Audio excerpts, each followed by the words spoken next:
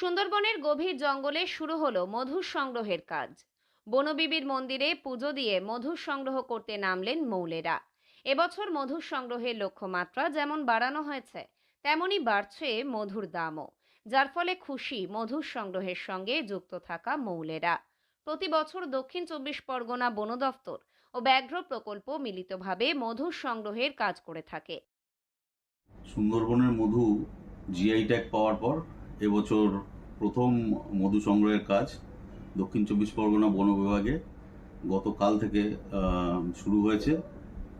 আমাদের রায়দিঘি রেঞ্জের কুলতলি বিট থেকে প্রথম যে বৈধ অনুমতিপত্র বিএলসি সেটা দেওয়া হয়েছে এবং নৌকাগুলি মধু সংগ্রহের কাজে অলরেডি বেরিয়ে গেছে। এবছর মোট আমাদের 91টি বিএলসি আমাদের বিভাগে আমরা ইস্যু করছি, আর মোট 243 জন ব্যক্তি তারা যাচ্ছেন মধু সংগ্রহের কাজে।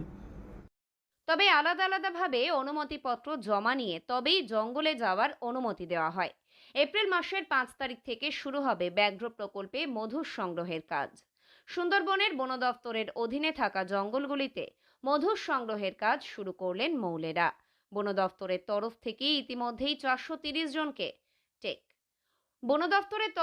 ইতিমধ্যেই 430 জনকে মধু সংগ্রহের জন্য অনুমতিপত্র দেওয়া হয়েছে। 91টি দলে ভাগ হয়ে জঙ্গলে যাচ্ছেন তারা। এবছর মোট আমাদের 91টি বিএলসি আমাদের বিভাগে আমরা ইস্যু করছি, আর মোট 243 জন ব্যক্তি তারা যাচ্ছেন মধু সংগ্রহের কাজে। প্রত্যেককে আমরা স্যানিটেশন, তারপরে গ্লাভস এবং অন্যান্য সরঞ্জাম মধু কালেকশনের, তাছাড়াও ইন্ডিভিজুয়াল প্রত্যেককে 2 লাখ টাকা করে আমরা জনতা বীমা ওনাদেরকে করে দিয়েছি, যাতে কোনো রকম দুর্ঘটনা হলে একটা কম্পেনসেশন তারা পান। এবার বন দফতর এলাকাতে 10 মেট্রিক টন মধু সংগ্রহের লক্ষ্যমাত্রা ধার্য করা হয়েছে। পাশাপাশি বাড়ানো হয়েছে মধুর সরকারি দামও। গত বছর কেজি প্রতি 265 টাকা দাম থাকলেও এবছর কেজি প্রতি 300 টাকা দাম ধার্য করা হয়েছে। মধু সংগ্রহ করতে গিয়ে কেউ বাঘের আক্রমণে নিহত হলে 2 লক্ষ টাকা সরকারি ক্ষতিপূরণ দেওয়া হবে, এমনটাই জানিয়েছে বন দফতর।